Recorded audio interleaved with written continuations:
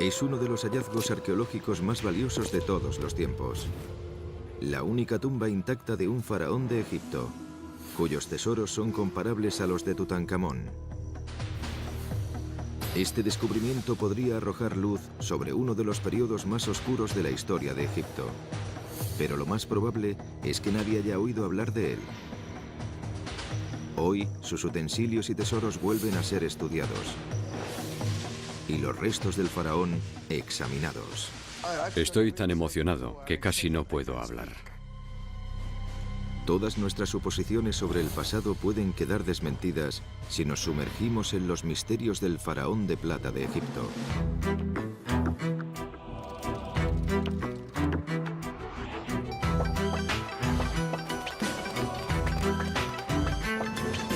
Secretos de la antigüedad, el misterio del faraón de plata. Febrero de 1940. Adolf Hitler ha lanzado su ataque relámpago sobre Europa. Los primeros coletazos salvajes de una guerra que pronto asfixiará al mundo.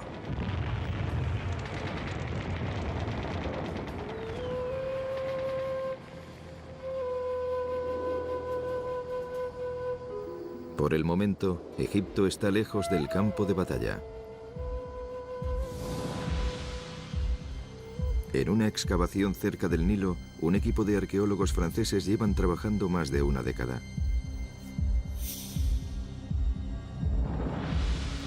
Ahora deben apresurarse para completar el trabajo antes de que la guerra llame a la puerta. El profesor Pierre Montet, jefe del equipo de arqueólogos, informa de un descubrimiento extraordinario. Ha descubierto un faraón del que muy poca gente ha oído hablar. Y de una era que muy pocos conocen. Lo que ha encontrado aquí hará que se reescriba la historia del antiguo Egipto. Pierre Montet ha estado buscando pistas que le ayuden a esclarecer uno de los periodos más oscuros de la historia de Egipto. En torno al año 1000 a.C., se abre un pasaje oscuro dentro de una historia que se extiende durante 3 milenios. La Gran Pirámide de Egipto fue erigida por el faraón Keops, durante lo que se conoce como Cuarta Dinastía. Los faraones más famosos, como Tutankamón o Ramsés el Grande, gobernaron más de 1000 años después, en la 18ª y 19ª dinastía. La última reina, Cleopatra, gobernó otros 1000 años más tarde.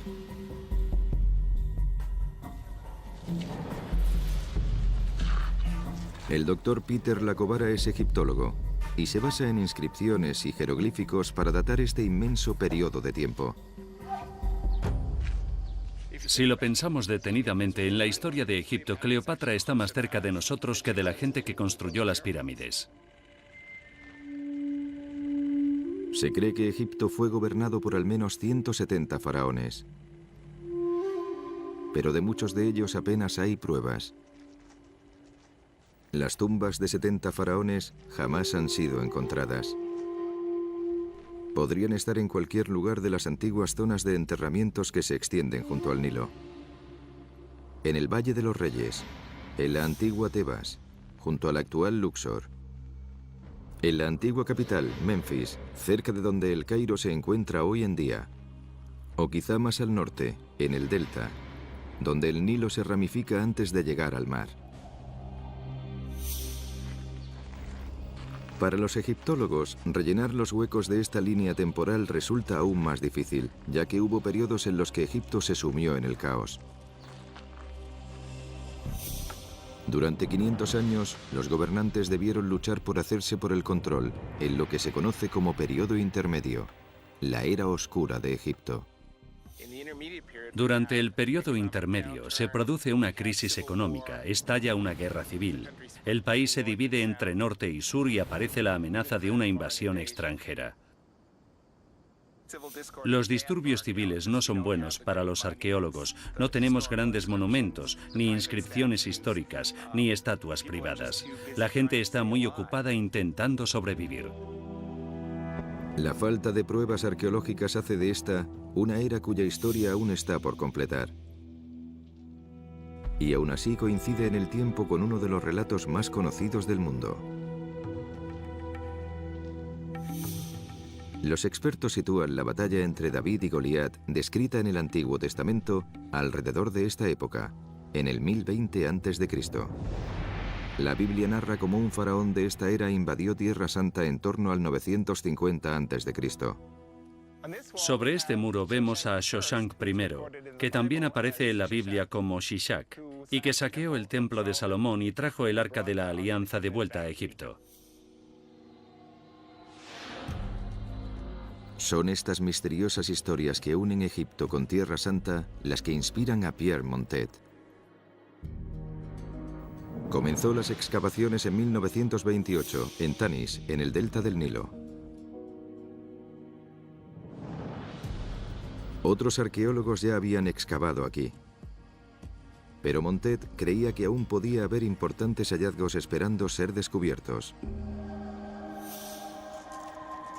En muy poco tiempo, la búsqueda de Montet empezó a dar resultado.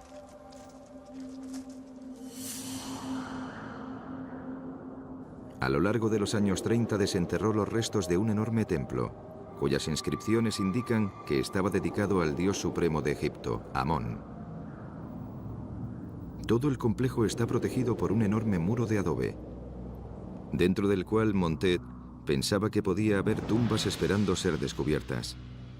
En Hollywood incluso se llegó a imaginar que el arca perdida podía estar enterrada en Tanis. Y como Indiana Jones, Montet también tuvo que enfrentarse a la amenaza de los nazis.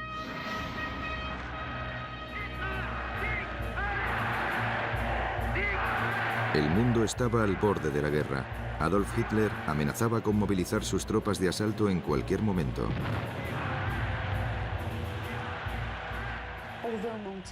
Aunque Montet había encontrado muchos bloques tallados, fragmentos de templos y otras cosas, aún no había desenterrado nada verdaderamente espectacular que arrojara luz sobre este mundo. Al mismo tiempo, el estruendo de la guerra se había extendido por Europa, de modo que siempre debía tener un ojo puesto en todo lo que ocurría, por lo que debió de haber sido un periodo de mucha tensión para él.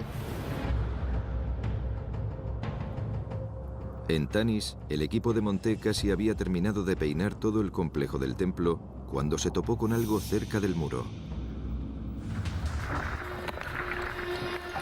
Rápidamente Montet descendió hacia la tumba. Entre las sombras descubrió toda una serie de cámaras funerarias.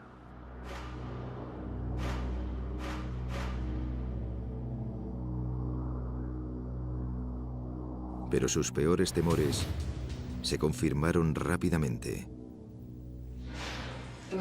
Montet debió de sentir cómo se le hundía el corazón al entrar aquí, porque vio un agujero en el techo que no debía existir, y eso obviamente significaba que los saqueadores de tumbas habían entrado aquí antes que él. Se trataba de una tumba real, datada en torno al 850 a.C. Las inscripciones indican que esta tumba pertenecía a Osorkon II, que fue un faraón de la 22ª dinastía, y también que varios de sus familiares fueron enterrados aquí. Fue todo un descubrimiento significativo, pero no era una tumba real intacta y no saqueada. Montet era realista. En toda la historia de la arqueología en Egipto, ningún arqueólogo ha encontrado la tumba de un faraón que no haya sido saqueada. Pero no pensaba rendirse. Montet ordenó a su equipo que ampliaran el área de excavación hasta esta zona a unos 9 metros. Allí había un segundo complejo funerario, justo al lado del que ya había sido saqueado. Montet apenas podía creerlo. Pero esta vez la tumba parecía estar intacta.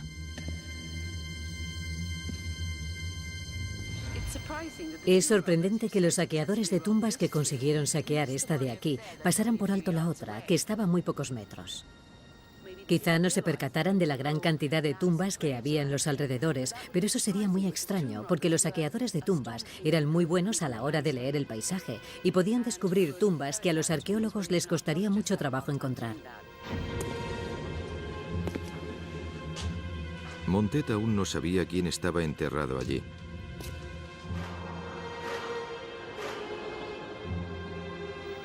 Pero en cuanto entró en la antecámara, la respuesta salió a la luz.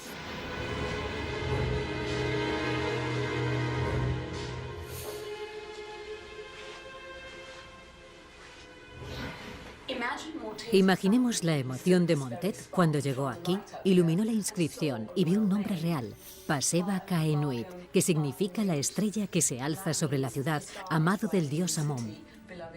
Y después vio otros muchos nombres reales, porque los faraones tenían infinidad de ellos. Aquí vemos, grandes son las manifestaciones de Ra, el elegido del dios Amón.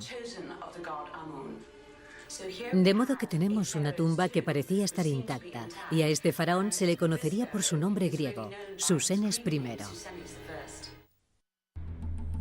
Para Montet, Susenes era una figura misteriosa. Uno más de una línea de faraones cuyo tiempo y cuyas vidas eran casi desconocidas. El periodo intermedio, cuando el poder estaba dividido, duró más de 500 años. Susenes reinó poco antes del principio de esta era de caos. Gobernó el norte de Egipto desde aquí, Tanis. Aunque el verdadero poder y la riqueza estaban más al sur, en la antigua capital, Tebas. Los gobernantes tebanos estaban bien documentados, gracias a los monumentos y tesoros que erigieron. Pero ¿quiénes eran estos reyes del norte? ¿Débiles señores de la guerra? ¿O importantes faraones dignos de ocupar un lugar en la historia? Si la tumba de Susenes estaba realmente intacta, Montet podía tapar uno de los grandes espacios vacíos de la historia de Egipto.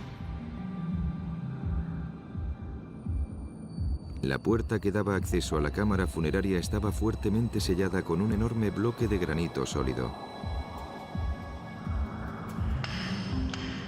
Se necesitaron 6 días de duro trabajo para romperlo en pedazos. Después, por fin Montet pudo acceder al interior de la tumba.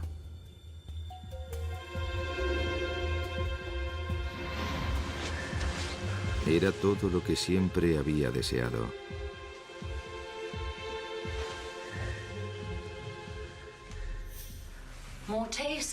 Montet dijo que la tumba estaba repleta de maravillas dignas de las 1001 noches. Y tenía razón, porque en el suelo de la tumba, justo aquí, había cientos de estatuillas. Había gemas, metales preciosos. Montet sabía que era la primera persona que tocaba estos tesoros desde que fueron colocados aquí hace 3000 años.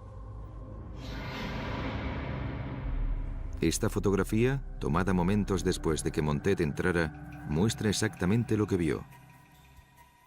Aún no había rastro de ninguna momia o ataúd. Se encontraba, como era habitual en las tumbas de los faraones, dentro de un enorme sarcófago de piedra que ocupaba casi toda la cámara.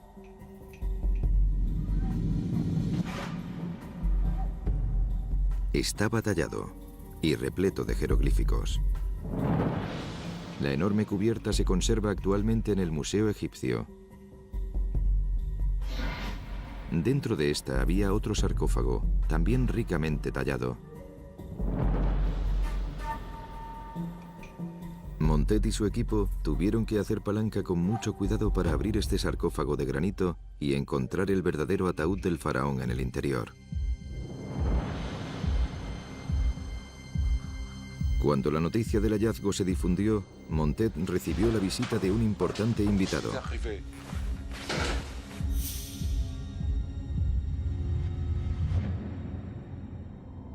El mismísimo rey de Egipto. El rey Farouk avalaba la expedición de Montet y se presentó en las excavaciones como un auténtico explorador. Montet accedió a mantener sellado el hallazgo más importante, el ataúd de Susenes, hasta que el rey llegara para presenciar tan increíble descubrimiento. El féretro mostraba la rúbrica del hombre que reinó sobre Egipto hace más de 3000 años.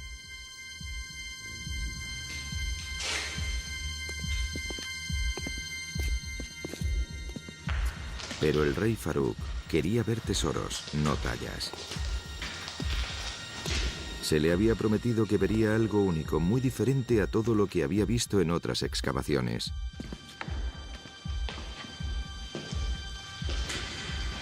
No quedaría decepcionado.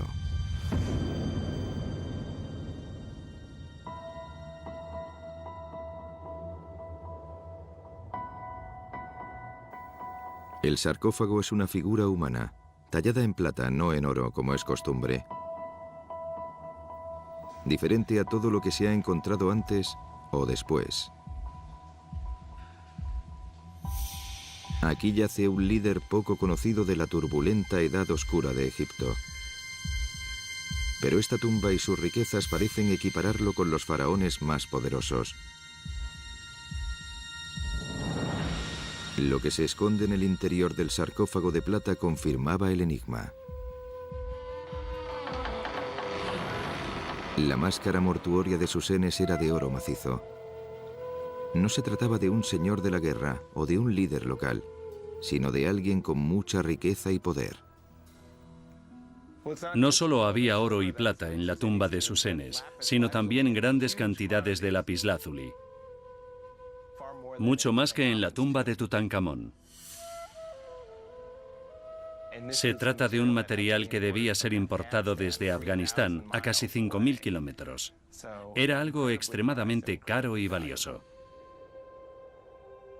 Todos los tesoros estaban marcados con el cartucho característico del faraón. La estrella, que representa a Susenes alzándose sobre la ciudad de Tanis. El valor no reside únicamente en la cantidad de metales preciosos, también en la calidad de las tallas. Están diseñadas de manera hermosa, claramente pensadas para alguien que pudiera apreciar su valor estético.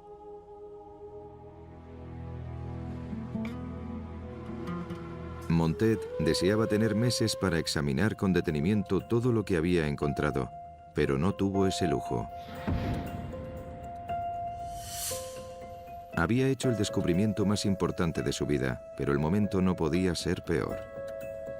Los ejércitos de Hitler se han apostado en la frontera francesa. La invasión es solo cuestión de semanas. Montet ordena cerrar la excavación y se apresura a regresar a Francia con su familia. No volverá hasta dentro de 5 años. Los secretos de la tumba de Susenes son llevados a El Cairo para ponerlos a salvo. Aunque se trata de uno de los momentos más grandiosos de la arqueología, el descubrimiento de Montet pasa casi desapercibido.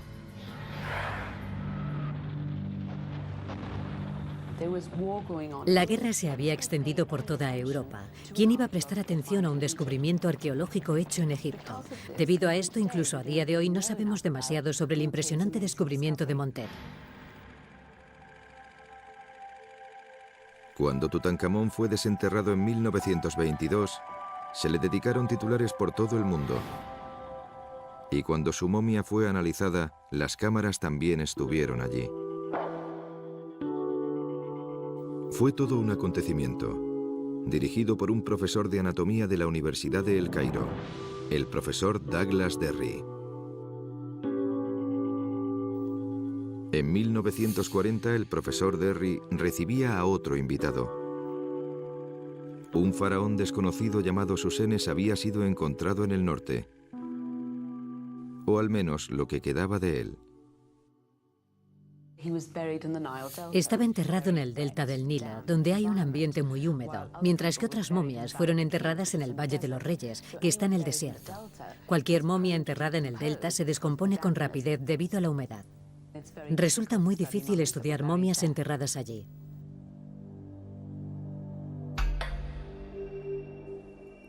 Derry llevó a cabo lo que hoy nos parecería un examen superficial.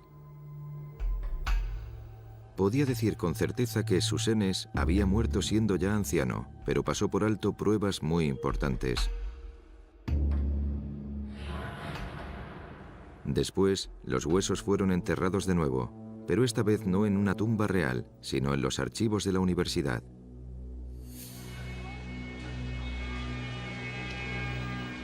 Durante 70 años, los huesos de Susenes han permanecido ocultos y sin ser estudiados. Pero hoy el profesor Gabala, el sucesor de Derry como profesor de anatomía, se dispone a retomar el análisis. Estoy tan emocionado que casi no puedo hablar.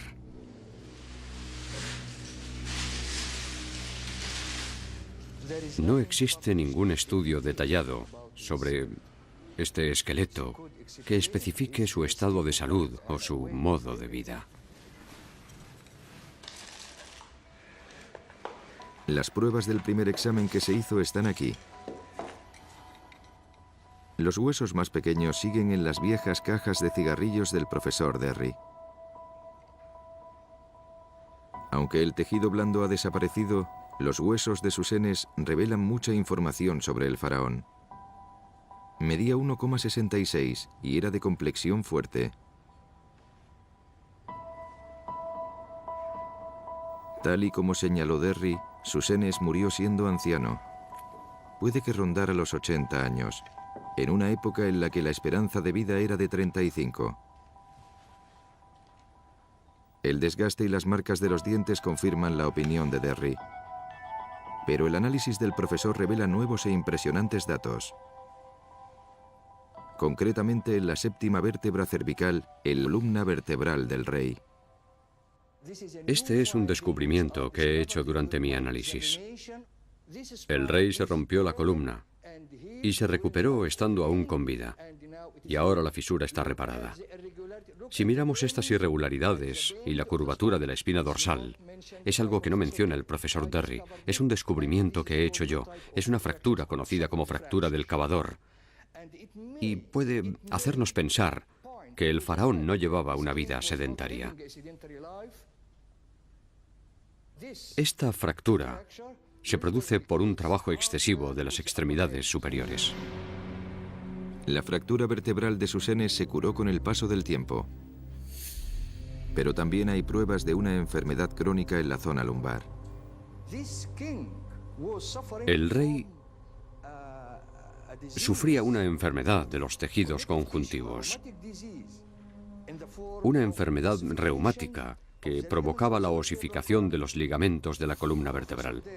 El profesor Derry lo mencionó en su análisis, pero no diagnosticó la causa. El primer análisis detallado de los huesos de Susenes proporciona información muy valiosa sobre su vida. Y ahora, por primera vez, una artista forense intentará descubrir cuál era su aspecto real.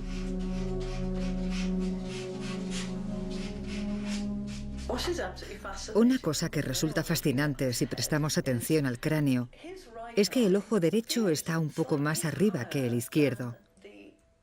La cuenca ocular está más arriba, de modo que este pómulo empieza antes y termina antes que este otro.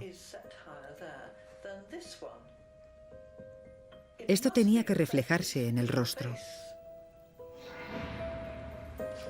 Melissa Drin es licenciada en Psicología e Identificación Facial y ha trabajado como reconstructora forense con el FBI.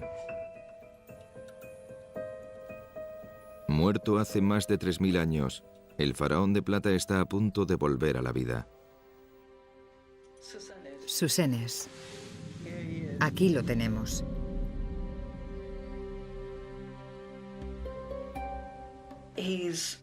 Tenía una complexión física muy fuerte, con la cabeza grande y el cuerpo compacto.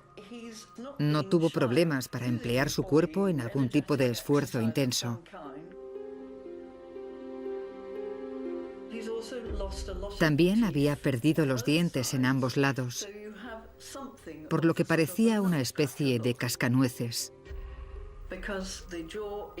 Y podía cerrar la mandíbula con mucha fuerza. Tiene una expresión decidida y una mirada sensata. El hecho de que Susenes viviera tantos años a pesar de su historial médico permite a los egiptólogos afirmar que, sobre todo, era un superviviente. El hecho de que fuera físicamente tan fuerte y tan longevo debió haber contribuido a su éxito como gobernante. Gobernó sobre esta zona durante 46 años, lo cual es mucho tiempo. La gente como Tutankamón moría en la adolescencia, así que alguien como Susenes debió de destacar mucho. Con 46 años, el reinado de Susenes es uno de los más largos de todos los faraones de Egipto. Los tesoros de su tumba y su apariencia física han proporcionado numerosas pruebas. Pero los arqueólogos aún tratan de esclarecer la época oscura producida en torno al año 1000, cuando faraones como Susenes tuvieron que compartir el poder con sus rivales del sur del reino. Resulta irónico que esta época oscura de la historia de Egipto siguiera un periodo en el que los faraones gozaron de su máximo poder. Las semillas de la crisis que se vivió durante el reinado de Susenes fueron sembradas 200 años antes, por el faraón más poderoso de todos. Egipto alcanzó la cúspide de su poder con Ramsés II, Ramsés el Grande. Fue un constructor muy prolífico, el más grande que Egipto jamás había visto, y llegó a tener 100 hijos. Antes de Ramsés, en Egipto solo había dos centros de poder: Tebas y Memphis. La desmedida ambición de Ramsés le llevó a erigir una capital totalmente nueva en el delta del Nilo. La llamó Pir Ramsés, la casa de Ramsés. Pero Ramsés se divertía con un juego muy peligroso. La región del Delta era una de las zonas fronterizas de Egipto antes de que Ramsés empezara a colonizarla y a construir su nueva capital. Pero de algún modo, eso rompió el equilibrio. Mientras un gobernante fuerte como Ramsés el Grande podía mantener el control, en cuanto llegara uno más débil, el delta del Nilo podría quedar aislado.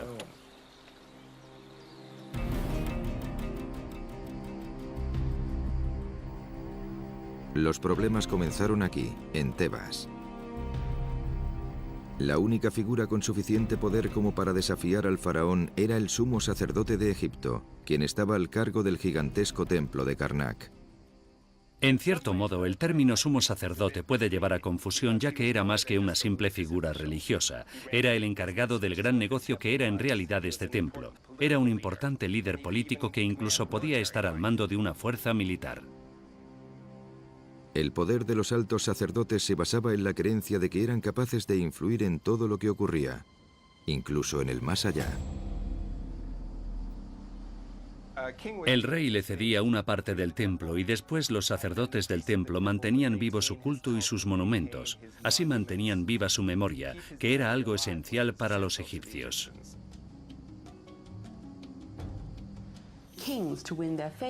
Los reyes que querían ganarse su favor les concedían derechos de pesca y de caza, o también para explotar las minas y comerciar en el Nilo.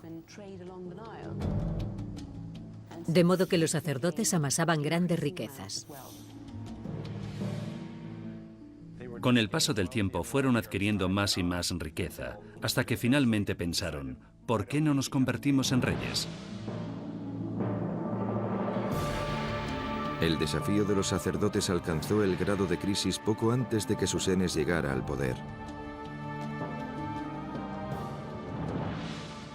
Aquí vemos cómo el sumo sacerdote es casi tan grande como el faraón. Vemos que los otros sacerdotes son más pequeños. Anteriormente en Egipto, todo el mundo era más pequeño que el faraón, para mostrar así su estatus. Pero aquí vemos cómo el sumo sacerdote ha ganado tanto poder que es casi tan grande como el faraón. 5 siglos de caos, un periodo intermedio en el que Egipto estuvo partido en dos. El sumo sacerdote se hizo con el control del sur, mientras que el faraón se exilió a la región fronteriza, al delta. La frontera se estableció en el Nilo, cerca de Memphis. ¿Cómo convirtió Susenes esta pequeña provincia del norte en un próspero reino digno de un rey? Los investigadores recurren a los tesoros de la tumba de Susenes en busca de respuestas. La prueba irrefutable aparece en este pequeño plato de plata de aspecto insignificante llamado patera. Los investigadores hallaron símbolos que les resultaban familiares, entre los que se incluían la estrella y el pájaro. Pero esta vez, el cartucho contenía más símbolos.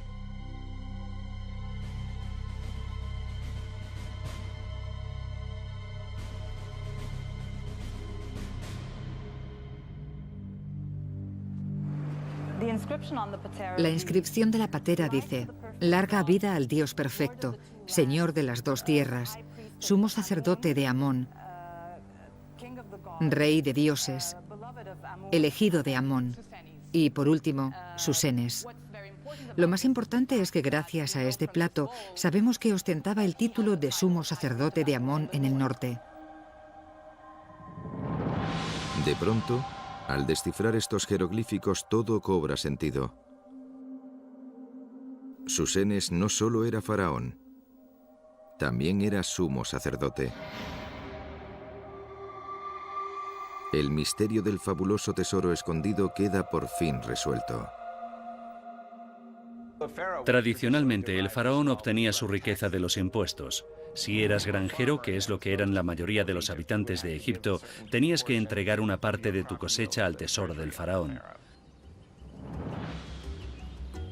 Tal y como hemos visto, el sumo sacerdote estaba adquiriendo más riqueza que el faraón. Pero de esta manera, Susenes combinaba ambas fuentes de riqueza, la riqueza del templo y la riqueza tradicional del faraón. Pero ¿cómo consiguió Susenes forjarse una posición tan poderosa?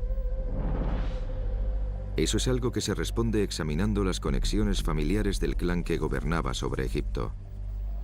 Las pistas nos llevan hasta el hombre que hizo el papel de padrino en medio de la confusión, el sacerdote y gobernante local Pinetjem. Pinetjem fue el sumo sacerdote del templo de Karnak en torno al 1070 a.C. Tenía 4 hijos, 3 de los cuales le sucedieron como sumo sacerdote. Pero uno, Susenes, se fue a Tanis, donde se convirtió en faraón, y también recibió el título de sumo sacerdote de Amón en el norte.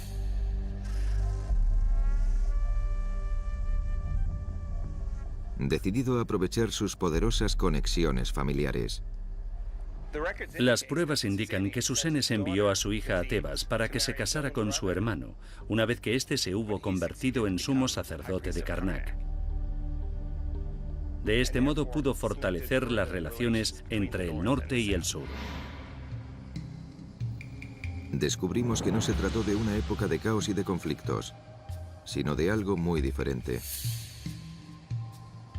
Aprovechando sus conexiones familiares y recurriendo a matrimonios y pactos políticos, Susenes ganó riqueza y poder.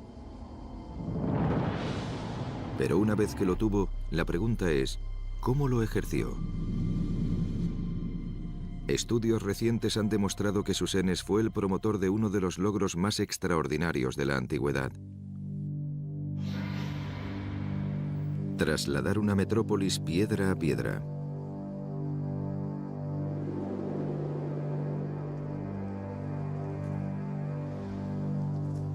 La localización exacta de la famosa capital de Ramsés, Pi-Ramsés, era uno de los grandes enigmas arqueológicos del mundo. Una ciudad de 1/4 millón de habitantes, una de las más grandes del mundo antiguo, desaparecida entre las dunas. Ha sido el santo grial de la arqueología egipcia durante décadas, encontrar Pi-Ramsés. En los años 30, antes incluso de descubrir la tumba de Susenes, Pierre Montet encontró muchísimas reliquias antiguas en Tanis y en su mente comenzó a darle forma a una posibilidad increíble. ¿Habría encontrado el santo grial de la arqueología? Montet estaba totalmente convencido de que había encontrado la ciudad perdida de Pi-Ramsés, de modo que pensó que Tanis y Pi-Ramsés eran la misma ciudad. La razón por la que llegó a esa conclusión es porque encontró infinidad de bloques y estatuas tallados con el nombre de Ramsés II, como está aquí. Aquí podemos ver el cartucho con el nombre real de Ramsés II. De modo que todos estos cartuchos que estaban diseminados por todo el lugar le llevaron a pensar que esta era la ciudad de Pi Ramsés.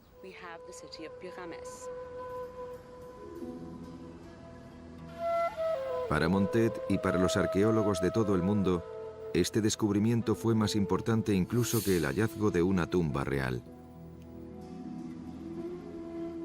Pero Montet había cometido un error clave.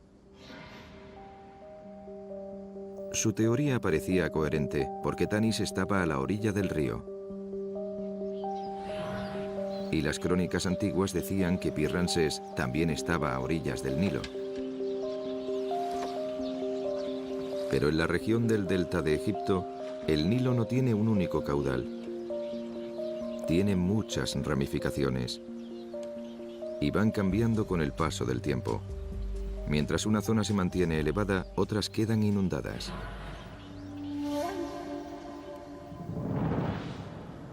En la década de los 70, los arqueólogos empezaron a cuestionar los hallazgos de Montet. Se centraron en un pequeño asentamiento a 20 kilómetros de Tanis. Las nuevas pruebas señalaban hacia una ramificación olvidada que Montet había descartado. Empezaron a excavar y encontraron gran cantidad de cerámica del periodo de Ramsés. De manera que emplearon un georradar para inspeccionar la zona. Y las lecturas revelaron una enorme ciudad. Los cimientos de la ciudad aparecieron en estas lecturas. El Nilo, por donde una vez había fluido, y las imágenes fantasmales de la ciudad perdida de Ramsés. Aquí había un templo, así como instalaciones militares. Incluso encontraron los establos de Ramsés II. Eran enormes y debían de haber albergado cientos de caballos. De hecho, se usaban para practicar. Incluso hemos encontrado huellas de herraduras que dejaban los caballos al galopar. Era una ciudad muy grande y compleja que tenía todas las características de la capital de Ramsés.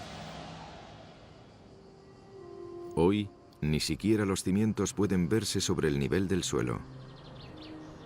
Y los gigantescos edificios han desaparecido por completo. ¿Pero por qué? ¿Y dónde? Hoy día los arqueólogos saben que este afluente del Nilo se llenó de sedimentos y cambió de dirección. Pi Ramsés quedó seca y aislada.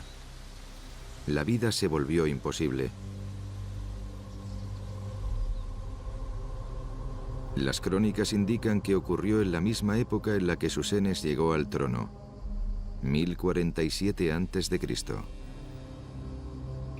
De modo que decidió desmantelar todos los grandes monumentos y trasladarlos a Tanis. Puede que Susenes no sea famoso por erigir una gran capital, pero sí que rescató una. Imaginemos el enorme trabajo que debió de haber supuesto. Debió de haber sido como mover los grandes monumentos de Washington, la Casa Blanca, el Lincoln Memorial, y arrastrarlos a mitad de camino hacia Baltimore. Sin las lecturas del radar, puede que la gran hazaña de Susenes jamás hubiera salido a la luz. Montet había encontrado las grandes reliquias de la famosa ciudad de Ramsés, pero estaban en un lugar completamente diferente. Comparando los restos encontrados con las lecturas, los arqueólogos han comprobado que el templo de Pi Ramsés fue construido siguiendo el mismo diseño que el que Montet encontró en Tanis.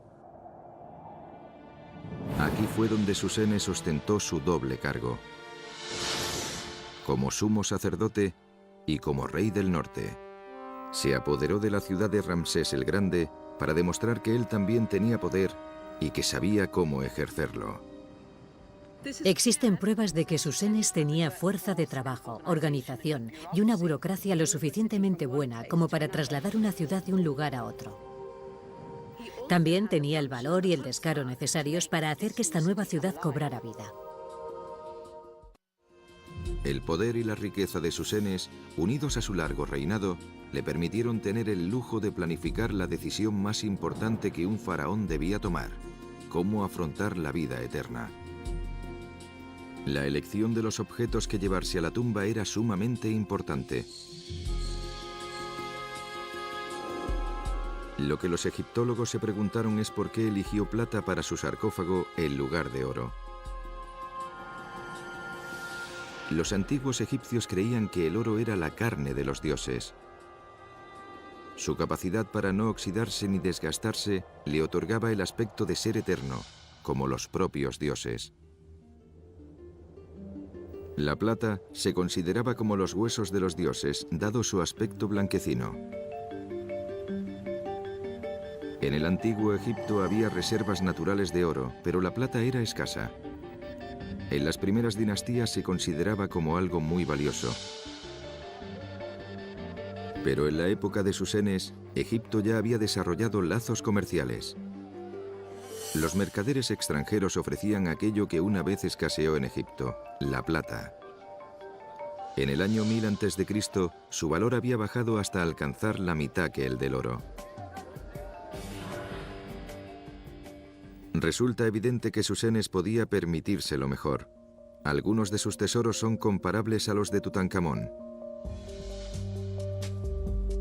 John Privet, arqueólogo y orfebre, intenta responder a la cuestión de ¿por qué plata? Habría sido más barato, mucho más que el oro, pero el trabajo y la habilidad que requirió debieron ser considerables. La plata es un material mucho más duro, menos maleable que el oro.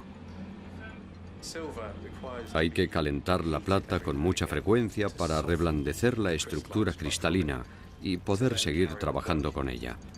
Es un proceso repetitivo que requiere tiempo, trabajo y combustible.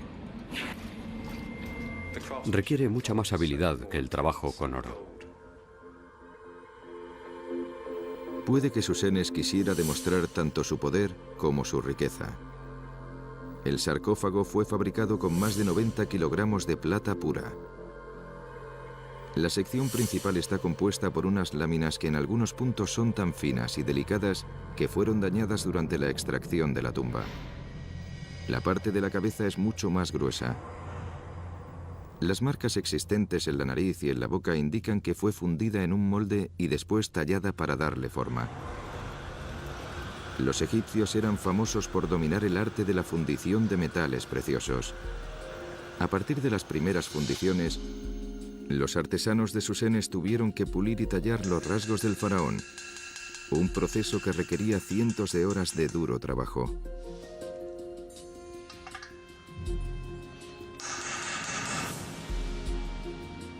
Hoy, el sarcófago de plata es uno de los grandes tesoros del Museo Egipcio, un recordatorio permanente del impresionante hallazgo de Montet. Él moriría en 1966, creyendo que la ciudad que había descubierto era Pi-Ramsés.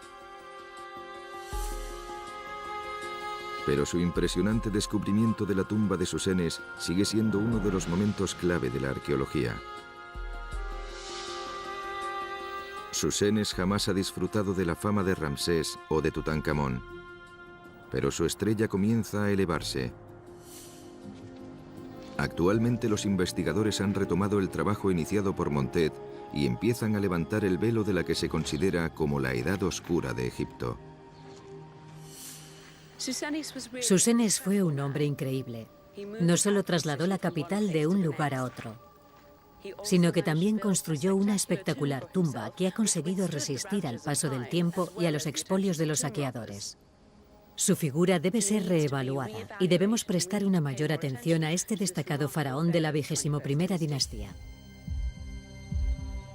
Susenes habría pensado que erigiendo un enterramiento tan elaborado, estaría asegurándose la inmortalidad. 3000 años más tarde, podemos volver la vista atrás y decir que eso es exactamente lo que consiguió.